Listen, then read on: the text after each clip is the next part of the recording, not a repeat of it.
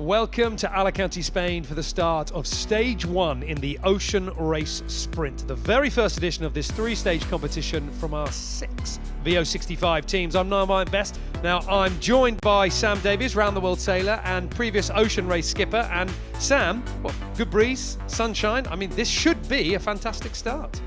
Yeah, Niall, it's looking perfect out there. Looks like there's about 15 knots of wind coming from the west, maybe gusting a little bit higher up to 20 knots, coming off the shore, so it's going to be pretty shifty for that race course. Let's have a look at how the course is laid out here just off the shore of Alicante, because even though we've been talking about the long drag race to Cabo Verde, it starts here with some tight corners and some interesting manoeuvring just outside the city of Alicante before our 6 VO65s will push down to Tabarca, 2 marks just off the island that they have to leave to starboard before then pushing their way further out towards the Strait of Gibraltar and into the Atlantic.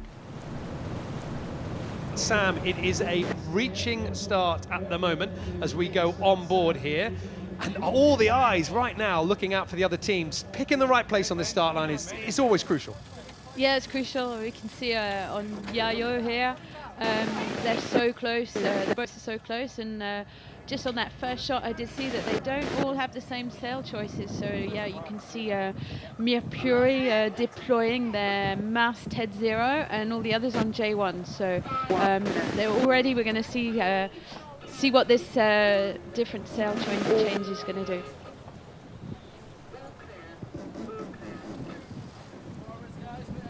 Well, the start underway for the first of the offshore stages in the Ocean Race Sprint, and a good start from off the line. But the interesting thing for me, Sam, was this is meant to be a reaching start. They're meant to be able to lay this line very easily. It's got them pretty tight on an upwind course, actually. They didn't look like they were coming off that line at 90 degrees. No, it looks pretty tight, and it looks like, especially for the lured boats, they only just made it past the pin and potentially might not make it on one tack to the Mark 1. On board there with Wind Whisperer Racing Team, and they've added another, half boat length at least to that advantage. And the interesting thing for me, Sam, was during that import race, they started at the pin end. Arguably a risky place to start in terms of keeping the clear air, but they've managed to punch through. Right now, if the wind stays at this direction, then Wind Whisperer looks set to be able to crawl their way out ahead.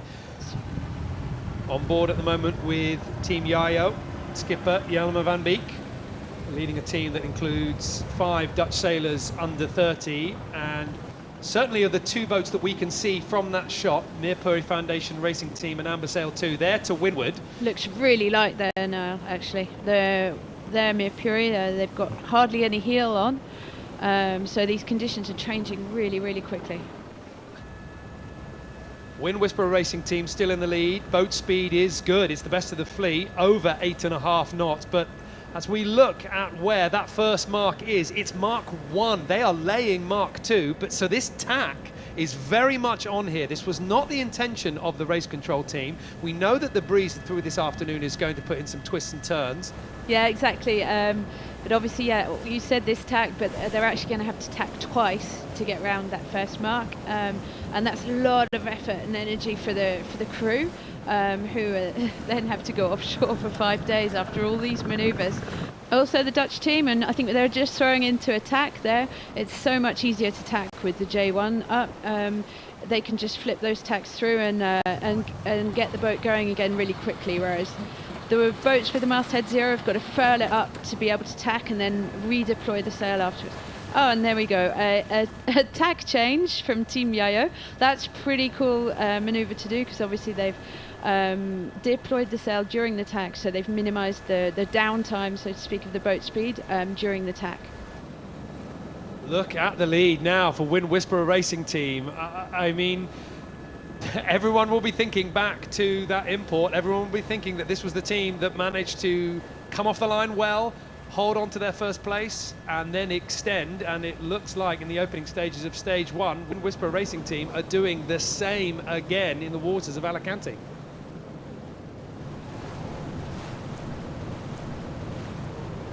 Merpuri Foundation Racing Team at the moment on the windward side of Amber Sail 2 as we just go round that top of the course. We're now onto the long downwind leg. We're going to see some jibes on this leg. Not meaning to, but look at this. Look at the change in the wind right now, just in front of Merpuri Foundation Racing Team. I mean, is that coming from the helicopter? Is that coming from something local? Yeah, it looks like the wind's a little bit all over the place there, and Merpuri doing the right thing, getting the weight forward, not making things complicated for themselves. I saw that one of the other boats is deploying a stay sail, but they've kept just with the 2 sails and trying to do the best they can to keep the boat moving forward. The speeds are starting to come back up. I think that we have been expecting a big change in the breeze. Somebody who's been able to exploit it at least has been Austrian Ocean Racing, powered by Team Geneva, sitting now on that windward bow forward position on Viva Mexico. Merpuri Foundation Racing Team also potentially being caught out on the right hand side, but look at the differences in speed. Barely 4 knots towards the top of the course, with 8 knots with Team Yayo in the middle, and Wind Whisperer just a little bit behind, around about halfway down this leg. I think the advantage for Wind Whisperer being in the lead, it's got to feel like a kind of a poison chalice right now, because you might be sailing into the hole, the teams behind you will see it and be able to sail round. Nerves will be very, very, very frayed on the Polish boat.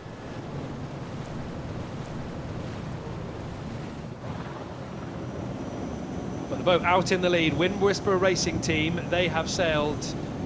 Well, is it luck, is it skill? I mean, surely it's skill, because they did the same in the import race. They have picked their way through the pockets of no breeze, the shifts and everything. And Sam, I mean, they seem like they are very astutely preparing for breeze that we can't really see yet.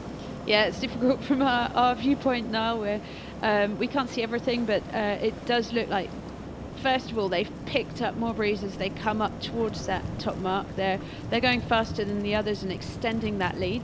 And yeah, there was Nettie up on the bow, sorting out the sail potentially for the beat that is going to be coming up.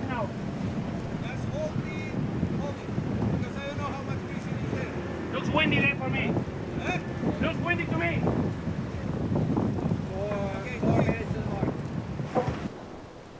We're pretty lucky to get this front row view as we are on board still with Wind Whisperer Racing Team. We get to enjoy both now, and we were saying earlier that if they got a little bit more pressure, or indeed if that breeze went a little bit right, they would be laying Mark III, the bottom of the run, and it's happened now. And I would say that they've got a little bit of both here. They look a lot more pressed than they were before, but also with a lot more breeze. And in fact, the top of that mainsail just starting to luff a little bit with the back winding from the masthead Code Zero. They're almost now a little bit excess power. Team Yayo leading Merpuri Foundation Racing Team, but ahead of the Dutch boat is Wind Whisperer Racing Team. And there you can see just how much that shift has brought Team Yayo back into the game here, as the Dutch boat bears away now for the furl of the masthead Code Zero, as Merpuri Foundation Racing Team closer to camera, also making a change with that J sail coming up and the masthead Code Zero getting ready to go away. It's going to be here the battle of the sail changes. Whoever gets this change smoothly will be closing up the distance between the Polish boat in first place. Team Yayo here, they are making a strong performance of that leeward position right now. They tacked early after Mark IV, so they have a little bit of leverage off to that left-hand side. And if the breeze goes to the left, they should be doing quite nicely. But as I say that, here comes a little tack for them. They want to go out to the other side. And their Wind Whisper following them. So obviously, maybe it's something we didn't, maybe a wind shift we didn't quite see, Niall, and these crews are just on it, on the numbers. And obviously that tack, you've got to have the foredeck clear to be able to throw that tack in. And so the foredeck crew have been working really hard to clear the bow so that they can do a clean tack. So yeah, pressure on the whole crew to be able to let the tactician go where he wants to go. Merpuri Foundation Racing Team hot on their heels of Amber Sail 2. Both of these boats needing to get around that last mark, and it's close for the Portuguese here. Yeah, that was quite a big duck. They had to go duck behind Amber Sail, so they're happy to be. They'll be happy to have caught up a little bit and have a boat to try and overtake on this next reaching leg. There's been a lot of conversation about how upwind, how tight to the breeze we were going to see these VO65s and ultimately the Imocas as they exit Alicante. And the fact that we have got wind here and we are deploying the masthead code zeros with enough certainty to get the rest of the sails down and sort of packed away means that they're confident that they're going to be blasting away from the shoreline here out into that pop of breeze. But this is going to be going on from this point day and night. We were saying before that leeward position that Team Yo-Yo had wasn't really a threat, but look at that up to the top of the corner, just going out of view on the right-hand side of the helicopter. You could see Austrian Ocean Racing powered by Team Geneva struggling with that masthead code zero. The dark patches across the water here, meaning that there is more breeze to come. The very first edition of the Ocean Race Sprint, and our 6 VO65s are now well on their way out from Alicante. Speeds approaching 18, 19 knots. And certainly one sailor amongst the fleet, Bauer Becking, has got an awful lot of experience of what it takes to take these boats around the world. Let's have a little bit of a listen to him. Yeah, the start was okay. We were a little bit too early, and the Polish were on the pin, got again the start. But I think you just know with Matan, he's excellent at doing that. But I think kudos to the crew, they did an excellent job. We did the right manoeuvres, and I think we just kept the game really conservative. But I think in the end it was quite good to go fast with the masthead zero, and you can actually see the Polish adjust the weather was over here. So yeah, not a bad start of the day.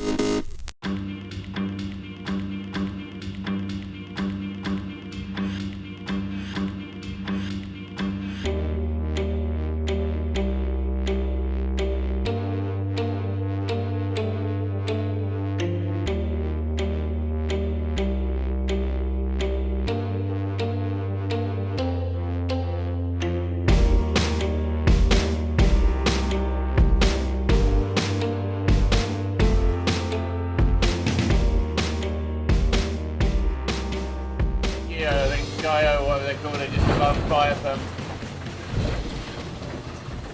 all in the mix.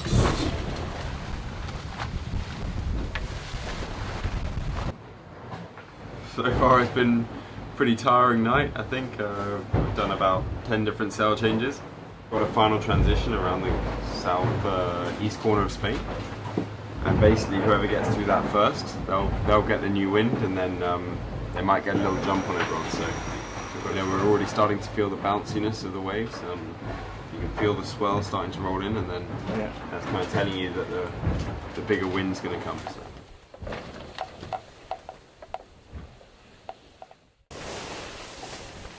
Yeah, what we're doing, tempo's good.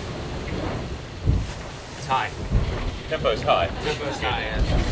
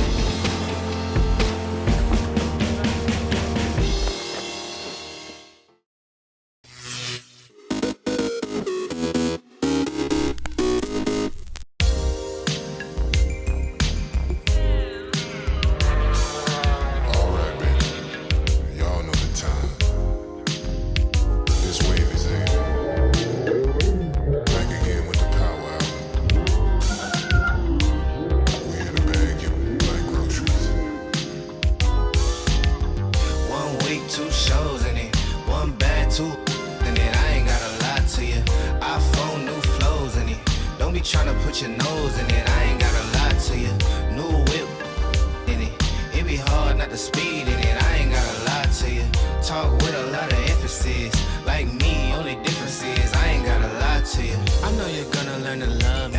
Cause I be pretty when it's ugly. I hit her with a Dougie. I told her, baby girl, you love me. But keep the gavel, don't judge me. I'm everywhere the sun be. I'm at the crib sitting comfy. I go bananas on the monkey. I turned it to a junkie. And all my from the country. But we be flying out the country. My pockets on chunk. Quarter ounce of the musty. Talking numbers with the trusty. I see you getting rusty. Busted baby looking busty. Heard them hating, that disgust me. Man, don't even discuss me. 1 week, 2 shows in it. One bad, 2 in it. I ain't gotta lie to you. iPhone, new flows in it. Don't be tryna put your nose in it. I ain't gotta lie to you. New whip in it. It be hard not to speed in it. I ain't gotta lie to you. Talk with a lot of emphasis. Like me, only difference is I ain't gotta lie to you. I know you're gonna learn to dig me. Cause I be poking at your kidney, your old history. I do my thing, it ain't no mystery. She gon' ride it like she miss me. I'm moving like a. Let's make a toast, I'm getting tipsy. I'm tryna do it like Hov, tryna do it like Nipsey. And with that drama, they can miss me. Blue commas on crispy, her underwear misty. She said a was her best friend.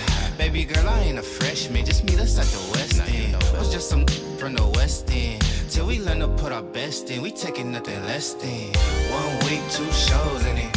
One bad, 2 in it. I ain't gotta lie to you. iPhone, new flows in it. Don't be tryna put your nose in it. I ain't gotta lie to you. New whip in it.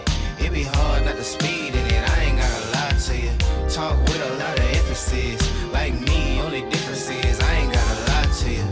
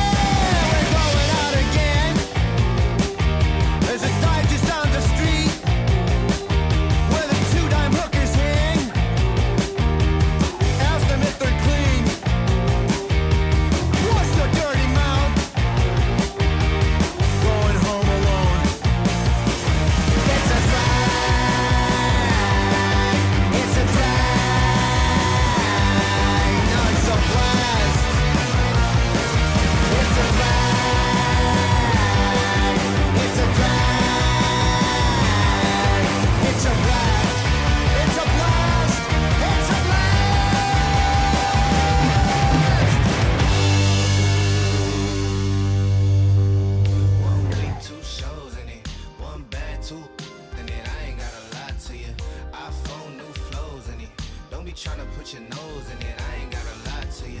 New whip in it. It be hard not to speed in it. I ain't gotta lie to you. Talk with a lot of emphasis. Like me, only difference is I ain't gotta lie to you. I know you're gonna learn to love me. Cause I be.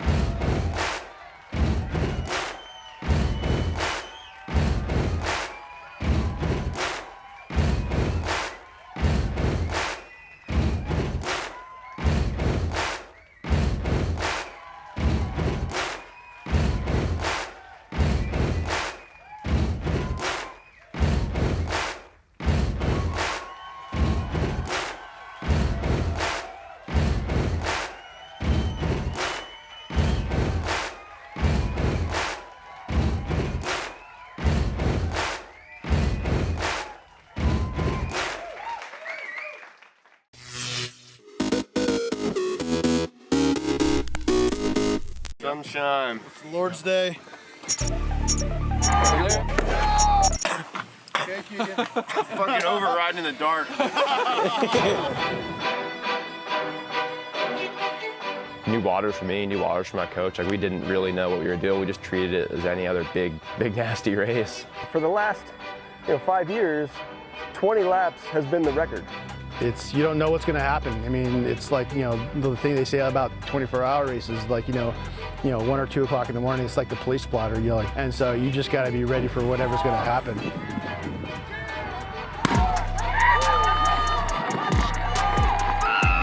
Like, I don't think I've ever ran that fast, especially in bike shoes.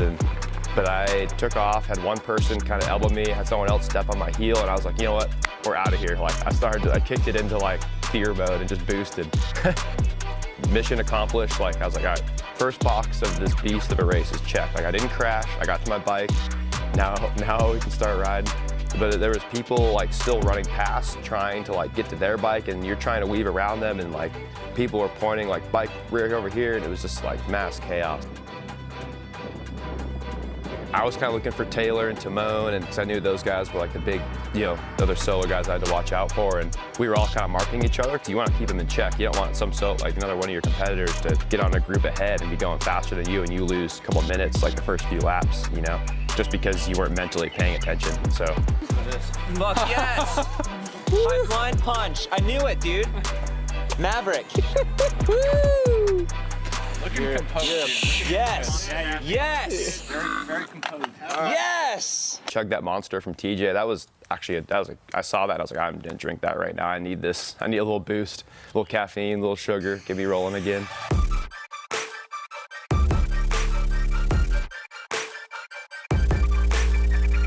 Leg warmers? No, arm warmers. Or long sleeves.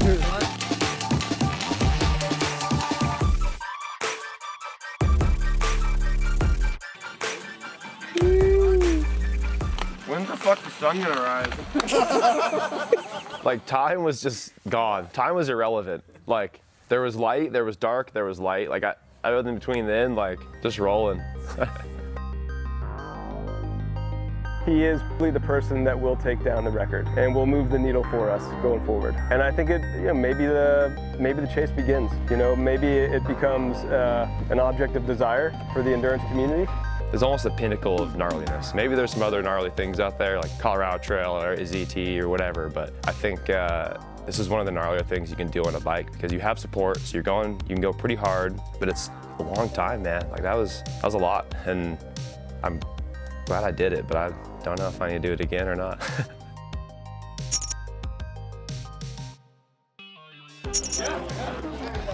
So, how you feel? Pretty buckled.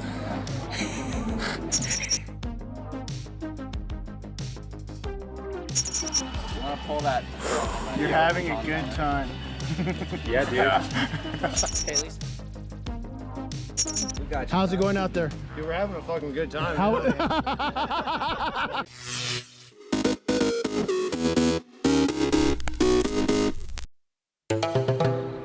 When I first met the family, I was just driving through. Then I came across this painted house. I went in and our relationship started. I really feel good about the fact that people, under all odds, have decided to remain who they are. It is important that you keep your traditions because your children must know where they're coming from. And that has made me have more respect for the people in the rural areas than the people in the city. They have enriched me. It is a privilege to have known the Demanda family, for I would not have had the insight that I have today.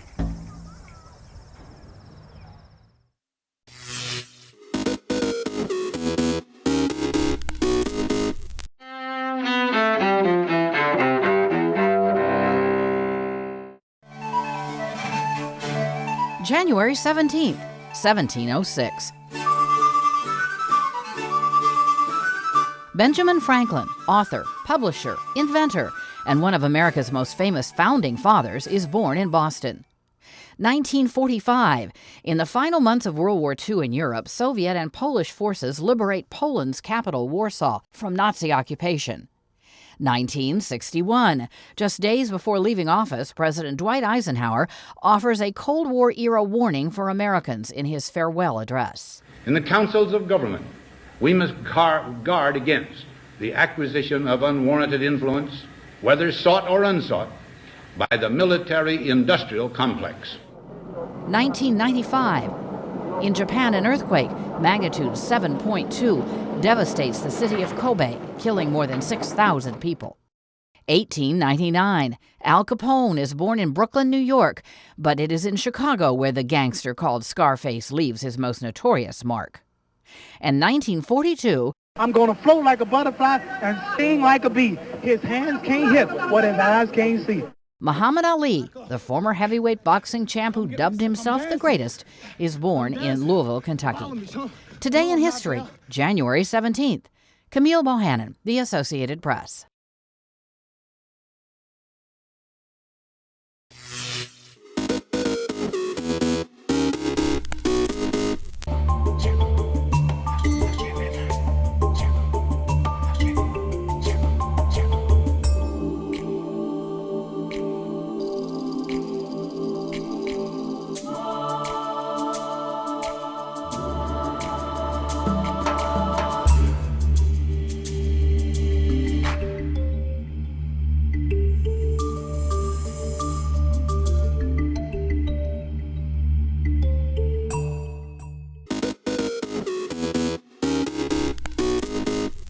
Welcome back in our studio, and in today's news,